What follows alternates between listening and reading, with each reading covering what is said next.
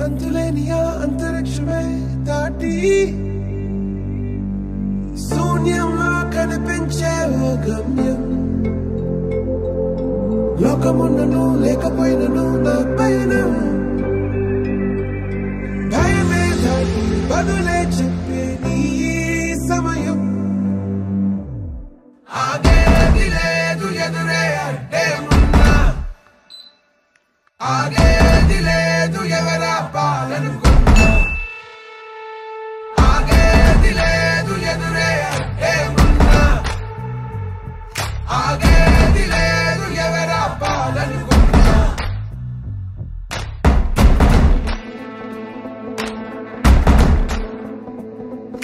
చరిత్రలన్నీ తిరగరాయి స్థితిగతుల్ని మార్చివేయి విశ్వసించి విశ్వముందిరా నిష్కరించ నేల నేడు నిర్ణయించుకోరా న్యాయమేదో నిర్వచించరా పడిపడి లేవలేక లేచినప్పుడే విజయిత హోటలేక గెలుపు మార్గం వెన్ను చూపబోక ముందు ముళ్ళ బాటలున్నా ప్రాణమంత పిడికిలవ్వగా సాగిపోవో తీరా భవికే మన తీరా ధర్మం నిలుపరా ధర్మం నిలుపరా సాగిపోవో తీరా భవికే మన తీరా ధర్మం నిలుపరా ధర్మం నిలుపరా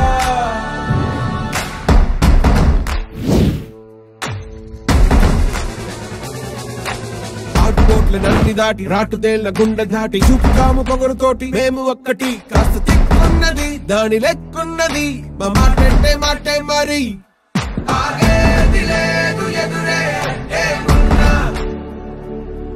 ఆగేది లేదు ఎవరా పాలనుకున్నా ఆగేది లేదు ఎదురే అంటే ఉన్నా ఆగేది లేదు ఎవరా పాలనుకున్నా సిద్ధంగా సిద్ధంగా చుక్కల్లో చేరిన స్నేహితులారిని మీకోసం సిద్ధంగా సిద్ధంగా సాగిపోవో తీరా భవికే మన తీరా ధర్మం నిలుపరా ధర్మం నిలుపరా సాగిపోవో తీరా భవికే మన తీరా ధర్మం నిలుపరా ధర్మం నిలుపరా ఆగేది లేదు ఎదురే అంటే ఉన్నా ఆగేది లేదు ఎవరా పాలనుకున్నా ఆగేది లేదు ఎదురే అంటే ఉన్నా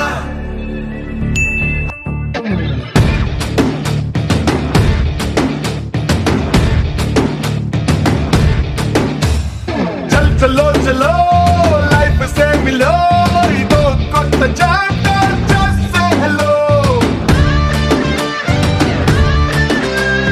चल चलो चलो చలించు దారిలో ప్రతి ఒక్క ఛాలెంజ్ ఫేస్ చెయ్యరు తీపితో పాటుగా ఓ కొంత చేదు అందించడం జిందగీకి అలవాటే కష్టమే రాదనే గ్యారంటీ లేదు పడేసి పరుగు నేర్పు ఆటే బ్రతుకంటే అందుకో హత్తుకో ముందరున్న ఈ క్షణాన్ని చల్లో చల్లో లైఫ్ సే మిలో ఇదో కొత్త చాప్టర్ just say hello చల్లో చల్లో చలించు దారిలో ప్రతి ఒక్క ఛాలెంజ్ ఫేస్ చెయ్యరు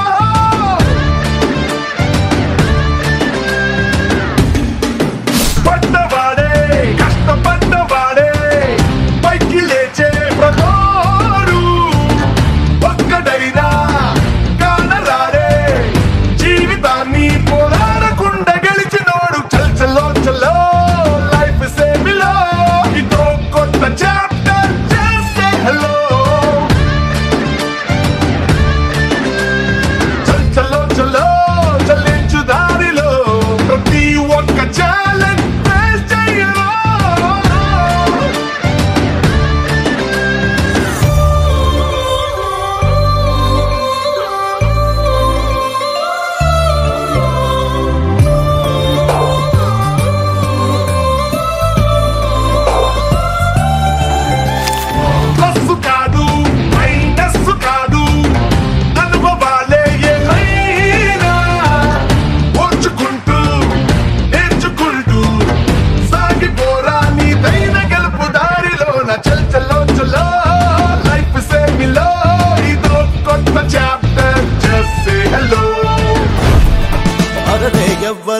ఏం చెప్పలేదా ఒక్కసారి ఇన్నాళ్ళు గాలిలోనే తేలియాడే చిన్ని ఎడుక సర్వే ఇప్పుడైనా తెలిసిందిగా తొలిసారి ఇకనైనా నేలదాటి నేర్చుకోవే కొత్త నడక ఇన్నాళ్ళు నిన్నెత్తుకుని ఊరేగించిన ఈ లోకం తన బరువుగానే సరిగా మోయలేని ఓ మాలోకం ఇన్నాళ్ళు గాలిలోనే తేలియాడే చిన్ని ఎడుక ఇకనైనా నేలదాటి నేర్చుకోవే కొత్త నడక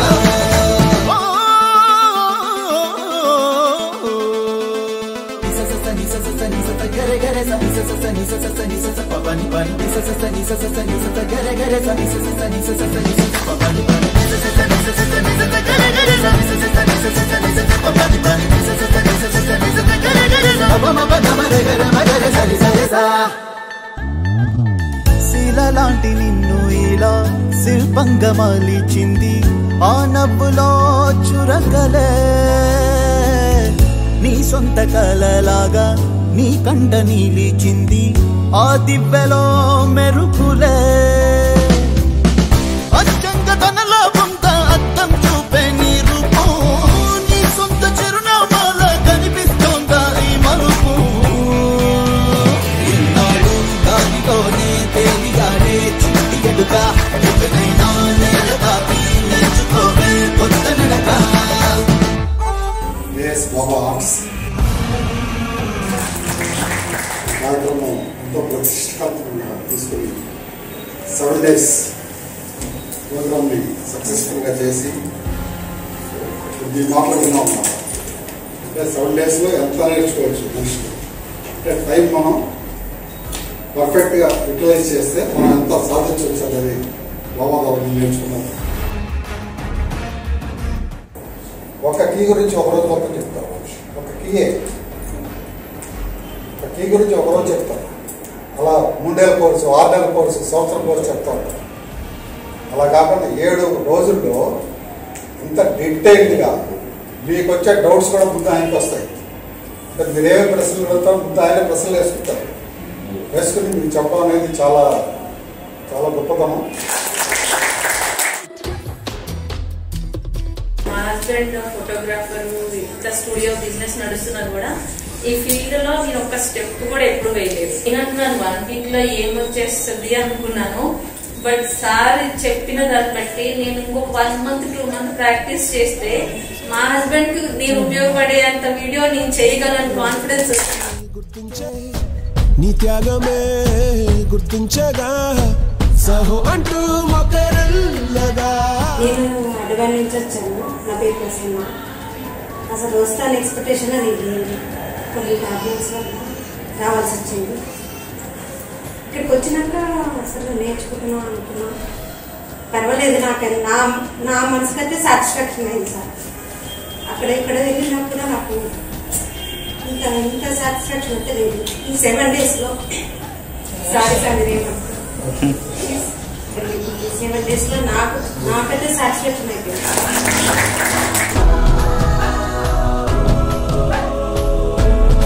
photography and cinematic video cover చేస్తా. ఏంటంటే వాళ్ళ దగ్గర కూర్చొని నాకు విసిగి అయిపోతుంది. వాళ్ళు ఇంత మామూలుగా ఫోన్ లిఫ్ట్ చేయండి, వాళ్ళు ఫోన్ లిఫ్ట్ చేయరు. కూర్చొని చాలా ట్రబుల్గా ఫీల్ అవుతున్నారు. సాధారణంగా వచ్చి మాట్లాడి కాల్ చేసి కొంచెం బాగా వచ్చింది 7 daysలో వరకు.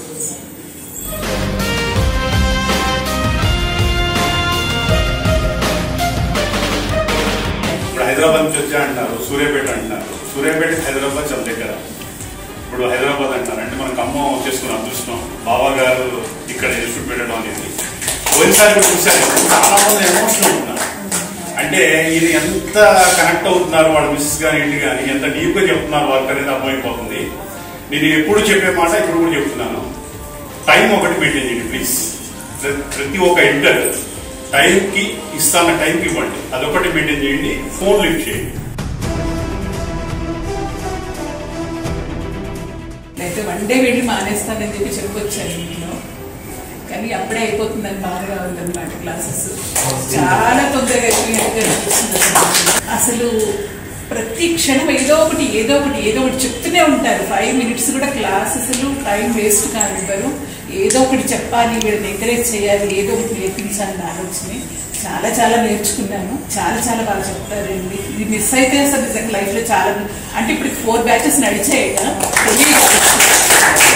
ఇప్పటికీ చాలా మిస్ అయ్యారని చెప్పి చాలా బాధపడుతున్నాను. నిన్న కూడా అన్నాను మా వారితో, ఈ పని ఏదో ముందు చేస్తే పోయేది కదా నన్ను అనేసి. ఇప్పుడు మేడం ఉంది, ఐఏఎస్ పోదాం అనుకుంది, కానీ అది మానేసుకొని వాళ్ళ హస్బెండ్ హెల్ప్ చేద్దాం అనుకుంది. అది హ్యాండ్సమ్. ఎనీ టైం మనకు లెర్నింగ్ అనేది ఇంపార్టెంట్.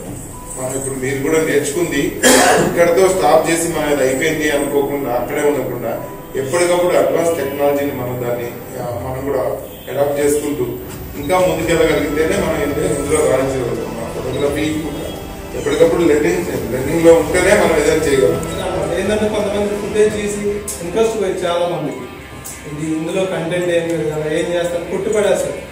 అట్లా కాదు, ప్రతి క్లిప్ ఓపెన్ చేస్తారు, ప్రతి క్లిప్ చెక్ చేస్తారు, ఏం పెట్టాలి, ఏం చేయాలని 100కి 200% దాన్ని తయారు చేస్తారు. అట్లాంటి మంచి నాలెడ్జ్ ఉంది మనకి. ఆ నాలెడ్జ్ నీకు షేర్ చేసుకోవడానికి చాలా గొప్ప విషయం.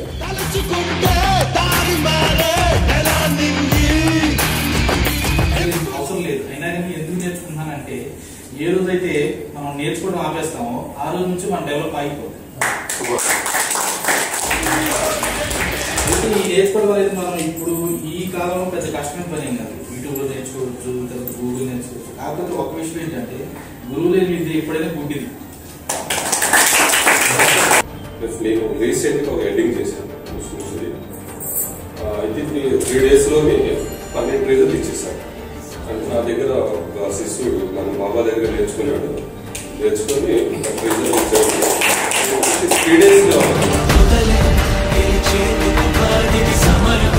దాని తర్వాత నిజంగా 7 రోజుల్లో వస్తారా, నేర్పించగలుగుతారా అనుకున్నా కానీ 7 daysలో ప్రూవ్ చేశారు ఇలా నేర్చుకోవాలనేది.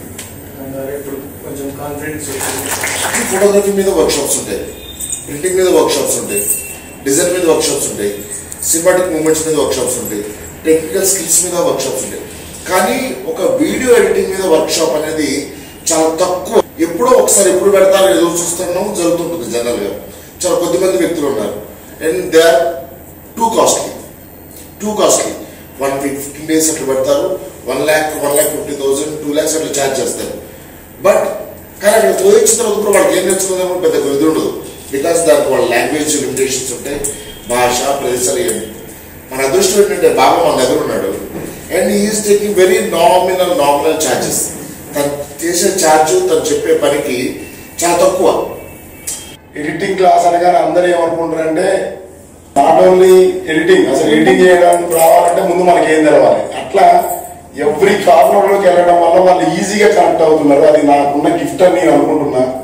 బహుశా ఇంకెవరైనా చెప్పినా ఈ రెండింటిని అనుసంధానించడం అనేది చాలా కష్టతరమైన పని. నేను టెక్నికల్ గా చెప్పి దాన్ని వెంటనే ప్రాక్టికల్ గా చెప్పి మళ్ళీ జనరలైజ్ సబ్జెక్ట్ తో కనెక్ట్ చేసి మళ్ళీ వాళ్ళు మర్చిపోయినా నేను మళ్ళీ వచ్చి టెక్నికల్ గా వస్తా.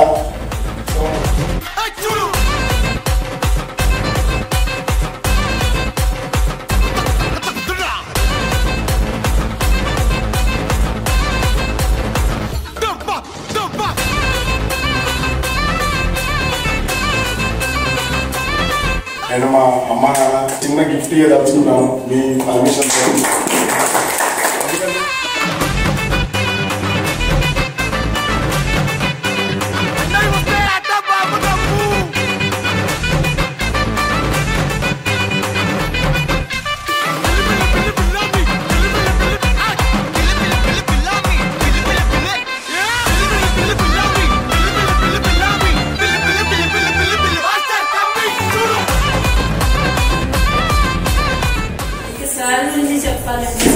సార్ ప్లానింగ్ ఎలా ప్లాన్ చేసుకున్నారో తెలియదు, కానీ ఎగ్జిక్యూషన్ మాత్రం టాప్ టు బాటమ్ అసలు పిన్ పాయింట్ ఉంటుంది అనమాట.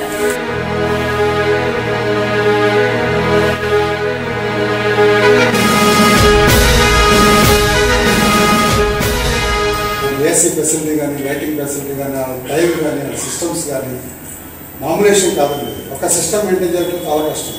ఇంకా అందరూ తెలిసిన విషయం. ఈ సిస్టమ్స్ పెట్టి ఇంత స్టాఫ్ పెట్టి ఆ ఫ్యామిలీ మెంబర్స్ అంతా ఇన్వాల్వ్ అయ్యి ఫుడ్ పెట్టి పైగా టైం టు టైం ఎక్కడ మిస్ అవ్వకుండా ఇలా చేయడానికి చాలా కష్టమైన విషయం. ఒక మనిషిని అంటే నాకు తెలిసి అసిస్టెంట్ మేనేజ్ చేయడం ఎంత కష్టం. ఒక అసిస్టెంట్ మేనేజ్ అయితే కష్టం. ఒక ఫ్యాకల్టీగా ఉన్నప్పుడు ఒక 50 మంది 60 మంది 70 మంది ఉన్నప్పుడు చెప్పడం అనేది చాలా కష్టం. ఇలా పర్సనల్ ఇంట్రాక్షన్ తీసుకోవడం ఇంకా కష్టం. ఇలా చెప్పడం ఓకే, 50 మంది 100 మంది 200 మంది కూడా చెప్పేయచ్చు. పర్సనల్ ఇంట్రాక్షన్ తీసుకుని పర్సనల్గా ప్రతి ఒక్కరికి మీకు బుర్రలోకి వెళ్ళిందో అది చూసుకుని చెప్పడం చాలా కష్టం. ఆ కష్టం అంతా బాబా ఎలా పడుతున్నాడు అంటే చాలా కష్టపడుతున్నారు.